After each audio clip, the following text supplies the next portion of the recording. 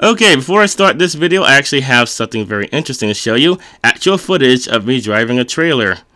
However, first I must explain what this footage is.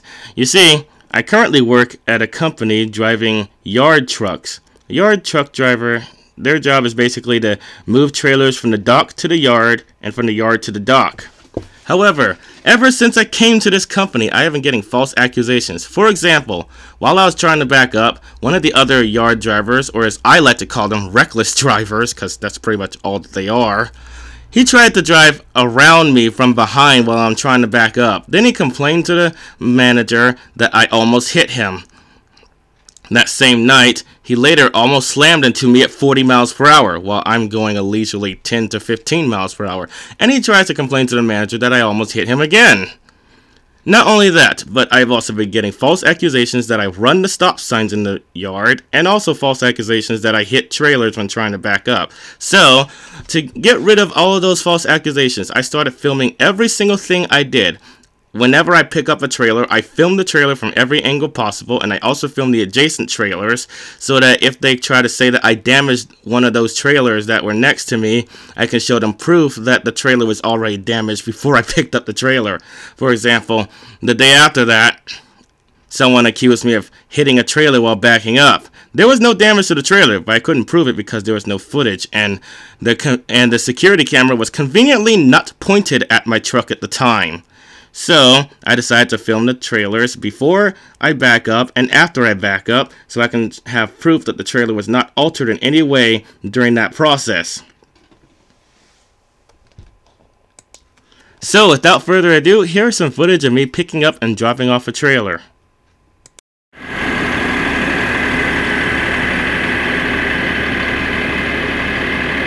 the dent up there. And over there as well.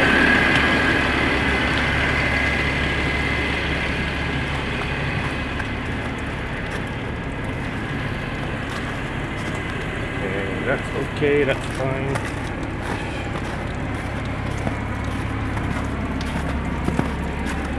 The side is mostly undamaged.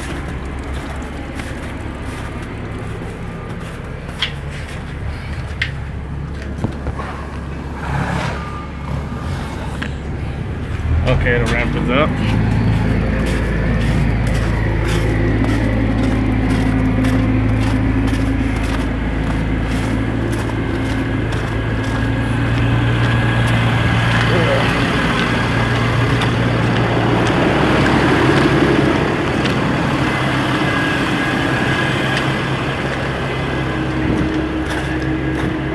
Okay, the other side.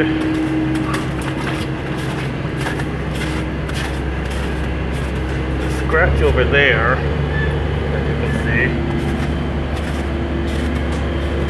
and there's some scratches over here as well.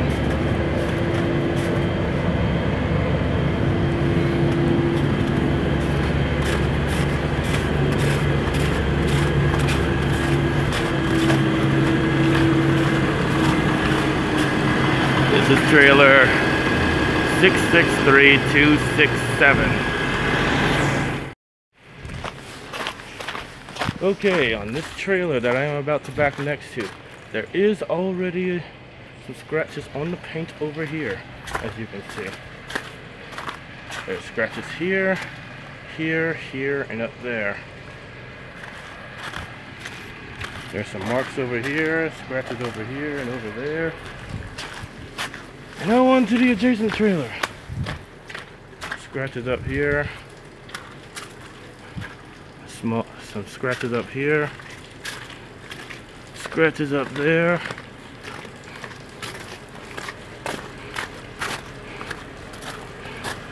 and a dent over here.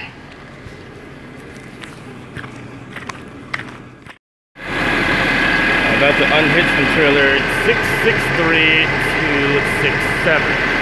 As you can see, there is no damage to the trailer. That is additional to what was already on it. Trailer next to it is also undamaged.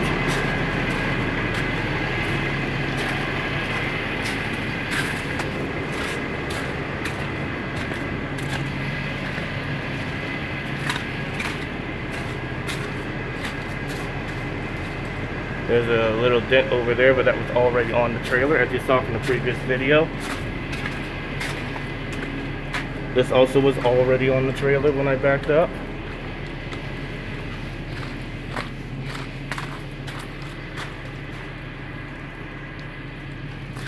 Back of the trailer is fine.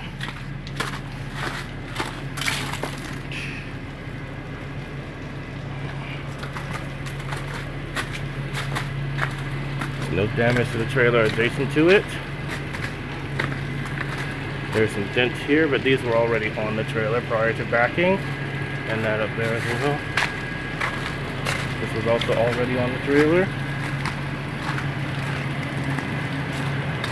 And this also was already on the trailer.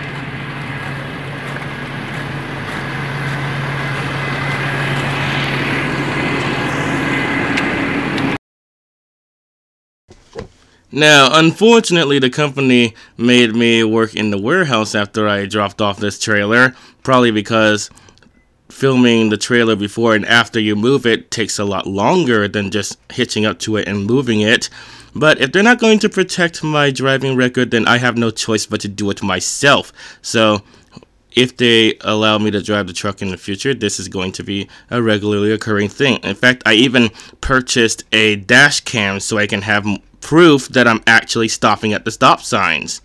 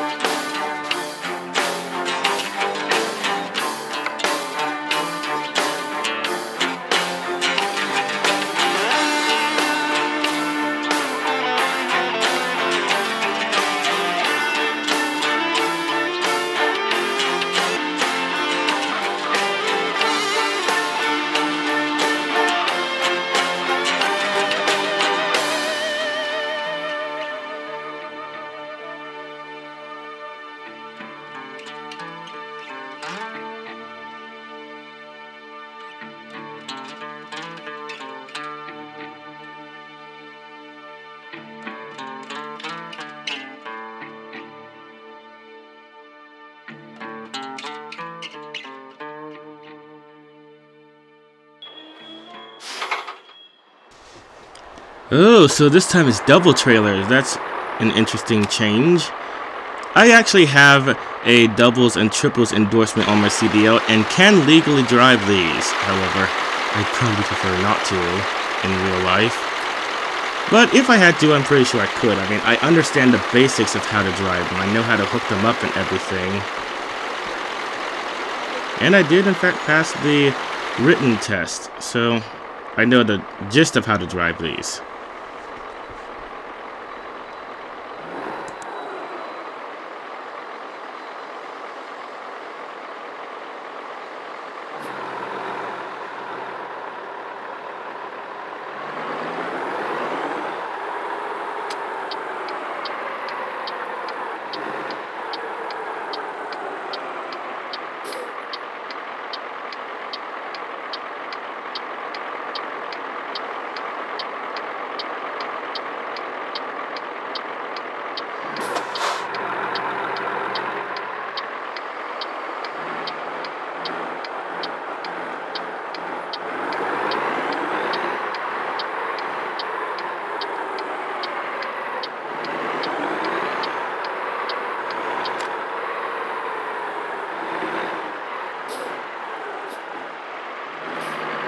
I might as well just stay in the left lane in this situation, because in real life, a car might have tried to sneak by me on the right lane as soon as it cleared.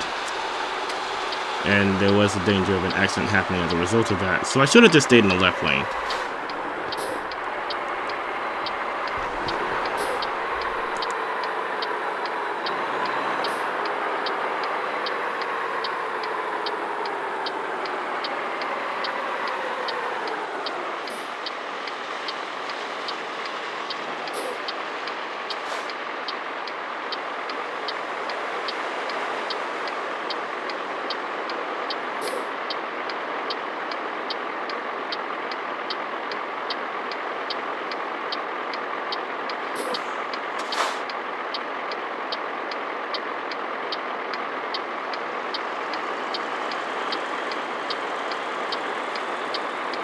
Technically, trucks are allowed to make right turns on red lights. However, depending on the circumstances for that particular intersection, sometimes I'll choose not to, even if I can.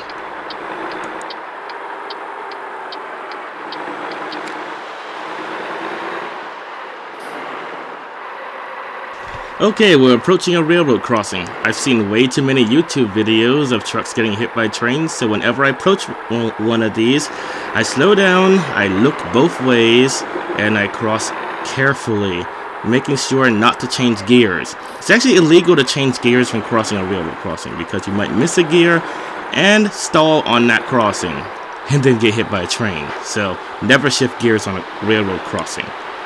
And always look both ways before crossing. If it looks like a train is approaching, then stop. Because I have seen news videos of trucks getting hit by trains because the railroad crossing didn't activate. They crossed because they thought, oh, the crossing is not on, so it's safe to cross.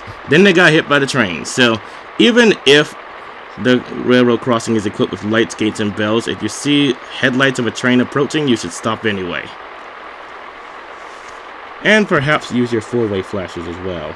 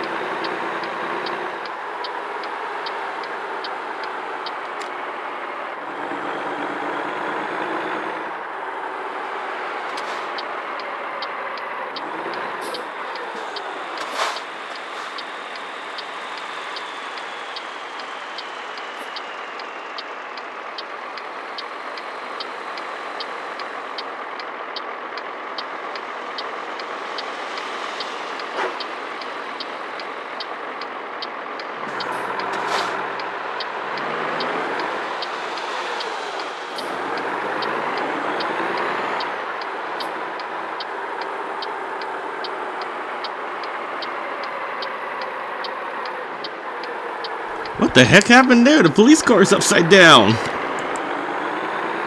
It's a good thing I'm recording this, or they might try and say that I knocked the police car upside down. Sadly, truck drivers have to deal with things like that in the real world. They get falsely accused of stuff. So you have to have a dash cam in your truck and record everything that happens.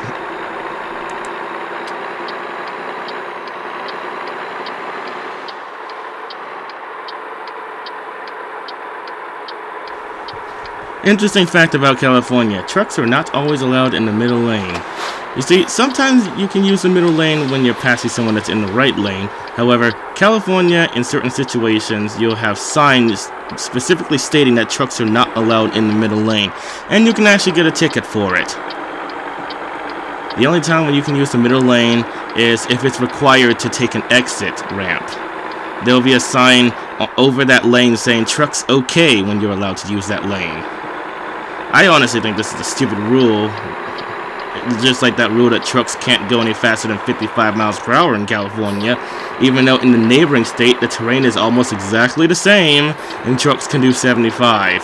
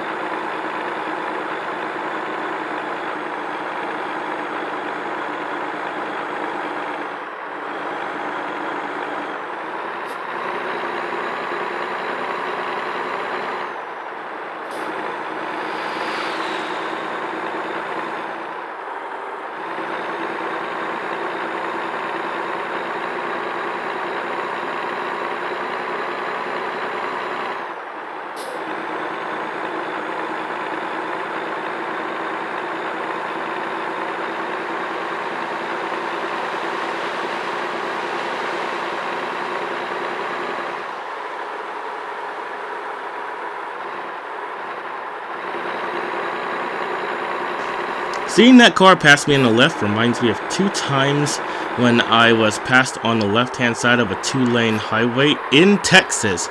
Both of these happened at night. The first one, I was driving at night and a truck driver decided to pass me on the left just so he could go 1 mile per hour faster than me. And I'm like, alright, fine, I'll play your little game. I'll slow down so that you can pass me, so you can go 1 mile per hour faster because it's so important to you apparently. So I started to slow down so that he could pass me easily, but there was trouble ahead. By the time he had gotten to the tandem axles of my trailer, cars started approaching from the oncoming lane. Now, in this point, I would have just canceled the maneuver because I'm closer to the back of the truck than the front. There's a less chance of me hitting the truck or the oncoming cars if I just cancel and go back to the right lane. But this guy was really determined. He would not try and get behind me even when he saw the headlights of the oncoming cars.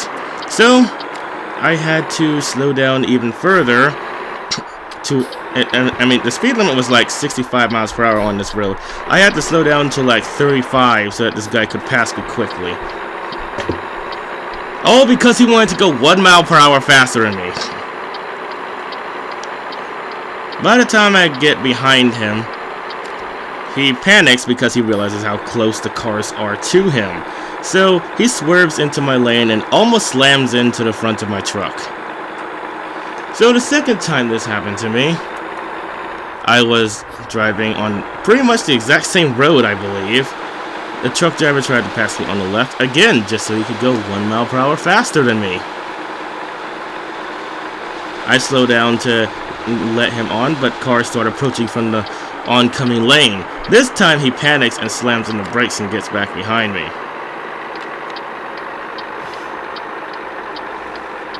Oh, and now we're on a steep uphill grade. I used to hate driving on these in California. They slow the truck down to like 25 miles per hour. In fact, on Interstate 5, there are 2 separate highways, one for cars and one for cars and trucks, because they realize that these hills will slow down the truck so much. But one question I have, oh, and that truck on that right, it looks like he overheated and that's why he's pulled over. There are actually signs warning you to turn off your air conditioner when climbing this hill because it can actually cause your engine to overheat.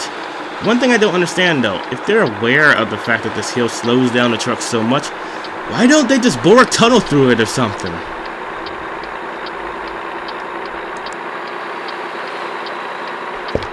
Now, me personally, I don't pass people on 2-lane, 2-way highways. I only pass people if I'm on a 1-way street with multiple lanes, such as a highway. For example, a US highway or an interstate. I honestly don't understand why people can so nonchalantly pass people on the left of a 2-lane street. How are they not afraid of being hit by an oncoming car? It has always been my fear that as soon as I get into the left lane, I will see oncoming cars and run the risk of getting hit by one of them. So I never pass on the left if it's a 2-way street.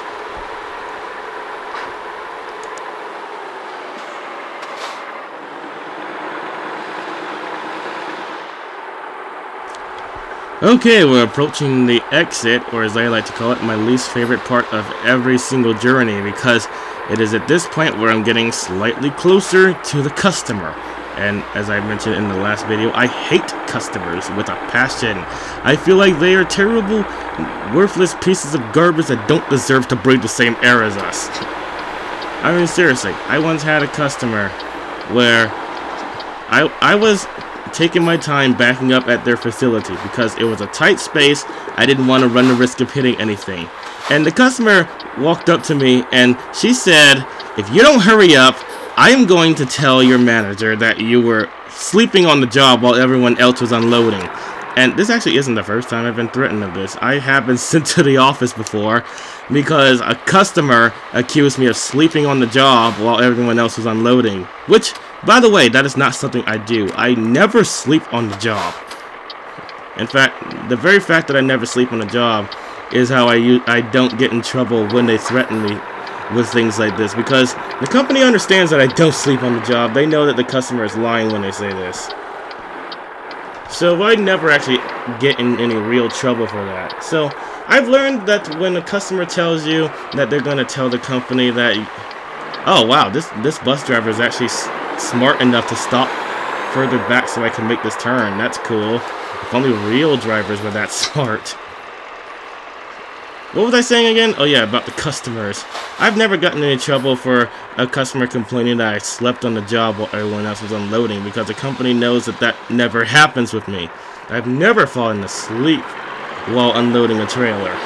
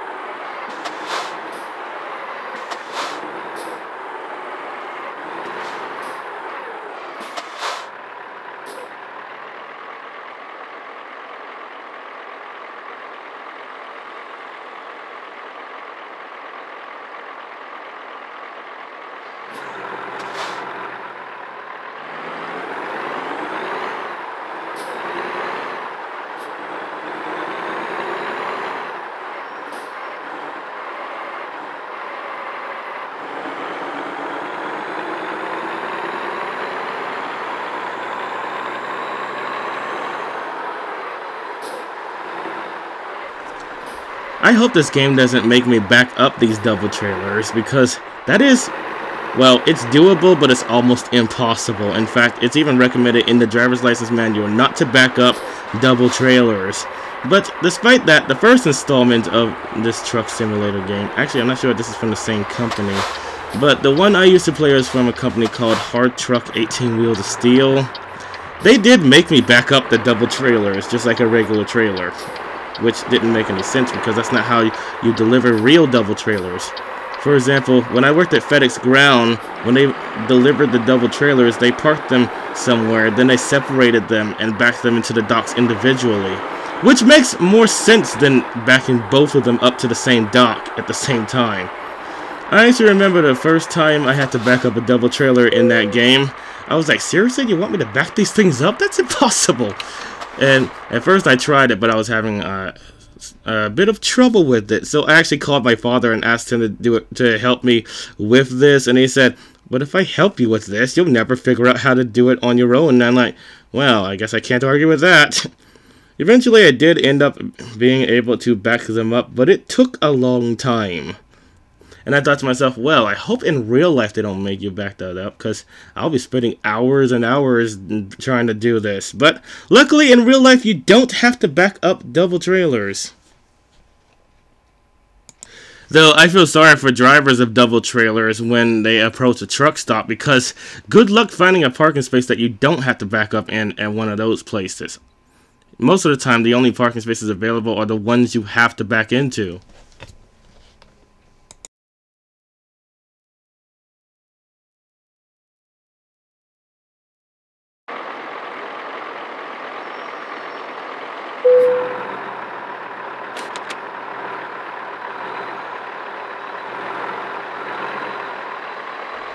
Oh, that's good. I don't have to back them up. This one will be a cinch compared to the ones I did in the past episodes.